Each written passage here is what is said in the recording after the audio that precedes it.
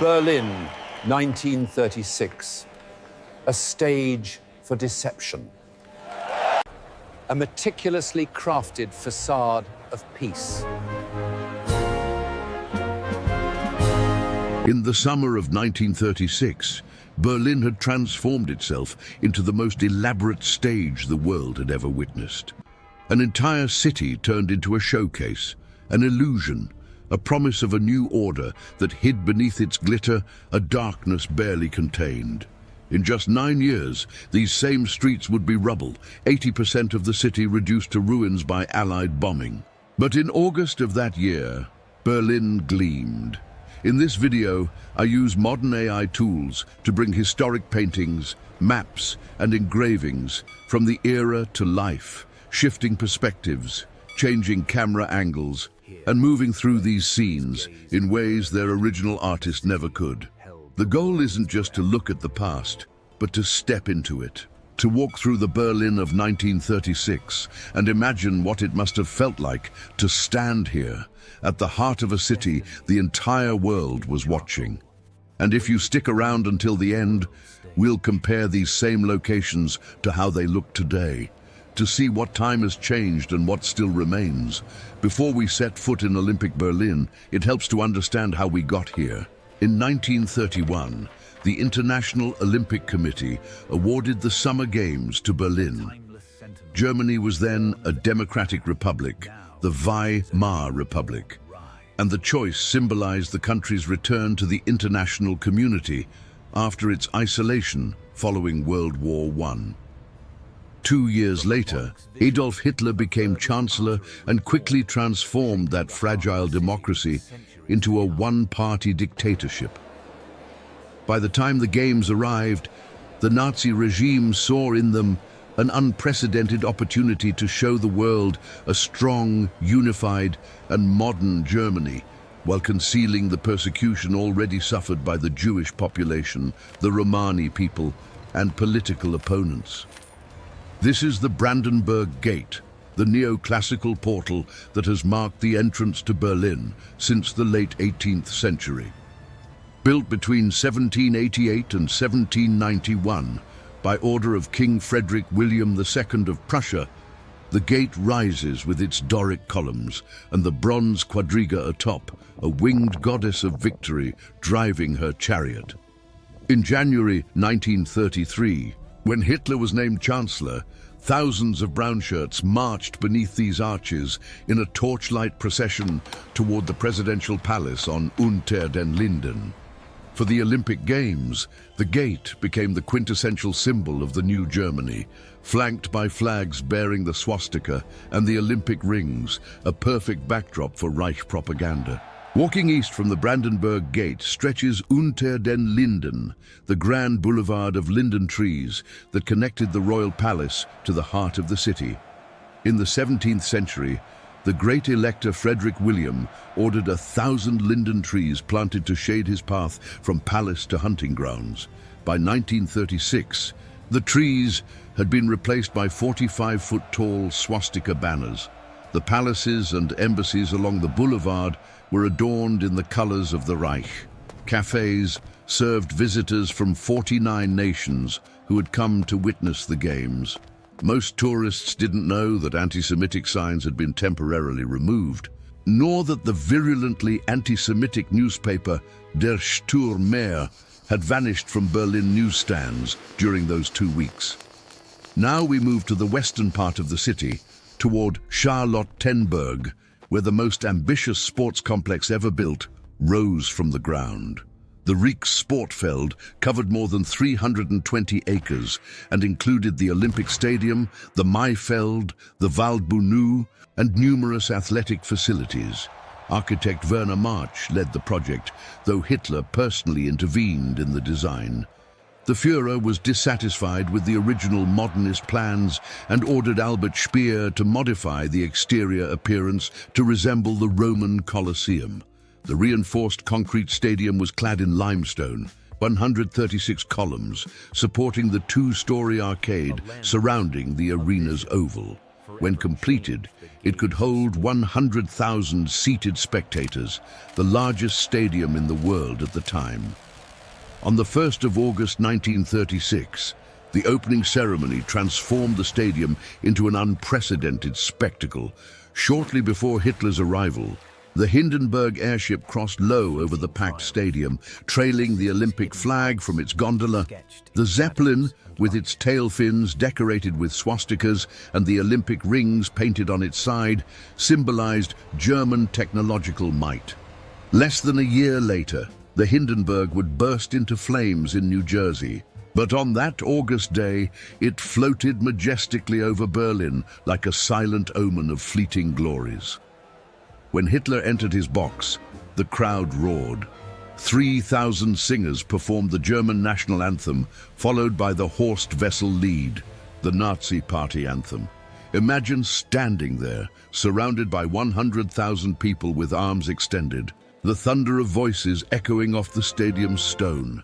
These games introduced a tradition that endures to this day, the Olympic torch relay. Karl Diem, Secretary General of the organizing committee, conceived the idea of transporting a flame from Olympia, Greece to Berlin.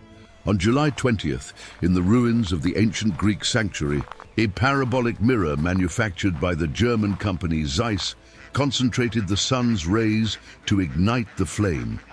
More than 3,000 runners carried it through 7 countries over 12 days and 11 nights, covering more than 2,000 miles. For the Nazis, the relay symbolized the connection between classical Greece and the Third Reich, suggesting that Germany was the rightful heir to ancient Aryan civilization. The final runner, Fritz Schilgen, was chosen not for his athletic achievements, but for his ideal Aryan appearance and graceful running form. In the Olympic Stadium, one athlete arrived to defy everything Nazi propaganda intended to prove. Jesse Owens, a 23-year-old African-American sprinter born in Alabama, son of sharecroppers and grandson of slaves, won 4 gold medals in the 100 meters, 200 meters, long jump, and 4x100-meter relay. In his 10 races during the Games, he crossed the finish line first in every one. The Nazi press called him a black auxiliary, but the German crowds cheered him. His victory in the long jump was especially significant. German athlete Lutz Long gave him advice on his approach, a gesture of sportsmanship that transcended the regime's ideology. Owens's achievements didn't stop Nazi plans for world domination, but they demonstrated before millions of spectators that theories of racial superiority were a lie. Leni Riefenstahl, the filmmaker who had directed the propaganda film Triumph of the Will about the Nuremberg rallies, was commissioned to document the Games. Her film, Olympia, released in 1938, revolutionized sports cinematography with pioneering techniques. Cameras in pits dug for low-angle shots, 600mm telephoto lenses for athlete close-ups, slow motion to capture the beauty of human movement. The diving sequences were filmed before, during, and after the Games, blended seamlessly. The film portrayed Owens with artistic admiration, capturing his body in motion like a perfect machine. The irony of a Nazi film celebrating a black athlete wasn't lost on observers, but Riefenstahl always insisted her interest was purely aesthetic. Beyond the stadium, the Berlin of 1936 retained vestiges of the vibrant nightlife of the 20s. The Cours Ten Dames, the grand western boulevard modeled after the Champs-Élysées in Paris, had been the epicenter of Berlin's bohemian life during the Weimar Republic. Cabarets, cafes, theaters, and cinemas lined its 2-mile stretch. For the Games, many of these establishments remained open, though the atmosphere had changed.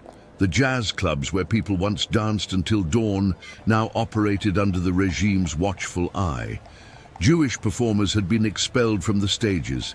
The carefree decadence of Weimar had given way to a more controlled, more superficial gaiety, designed to impress foreign visitors. The Tiergarten, Berlin's great green lung, stretched west from the Brandenburg Gate as an oasis of calm amid the metropolis. This former royal hunting ground, transformed into a public park in the 18th century, offered Berliners and visitors a refuge from the speeches and flags. Paths wound between lakes and meadows, couples strolled beneath the lindens, children fed the ducks. At the park's center rose the Victory Column, crowned by a gilded winged victory, celebrating 19th century Prussian military triumphs. For many Games visitors, the Tiergarten represented Berlin's gentler face, a reminder that beneath the propaganda apparatus existed a city with history, with beauty, with everyday life. What most tourists didn't see was the other side of those 2 weeks in August. Before the Games, the German Interior Ministry had ordered Berlin police to arrest all Romani people in the city. They were transported to the Marzahn concentration camp on the outskirts. Signs forbidding Jews from sitting on park benches or using public pools were temporarily removed. Anti-Semitic publications disappeared from newsstands. It was a calculated pause, an illusion orchestrated for the world's eyes. William Shirer, the American correspondent, wrote in his diary that he feared the Nazis had achieved their propaganda goal. He was right. Most visitors left with a favorable impression of the new Germany, never suspecting what would come next. Just 20 miles from the stadium, where athletes competed for medals, forced laborers were building the Sachsenhausen concentration camp. This fact, unknown to the vast majority of Games visitors, encapsulates the duality of that moment. While the world applauded athletic feats and German hospitality, the Nazi regime was perfecting its machinery of terror. 2 days after the closing ceremony, Captain Wolfgang Fürstner, who had overseen construction of the Olympic Village, took his own life after being dismissed from active military service because of his Jewish ancestry. His death barely made news. The Olympic truce was over and persecution resumed. Now I want to bring you into the present and show how these places look today. Thanks for being here, and if you have ideas or suggestions for future cities, share them in the comments. Let's get into it. The Berlin Olympic Stadium still stands nearly 90 years later. It was completely renovated between 2000 and 2004, receiving a modern roof covering the stands while keeping the center open. Capacity was reduced to just over 74,000 seats. Today, it's home to Hertha BSC and the permanent venue for the German Cup final.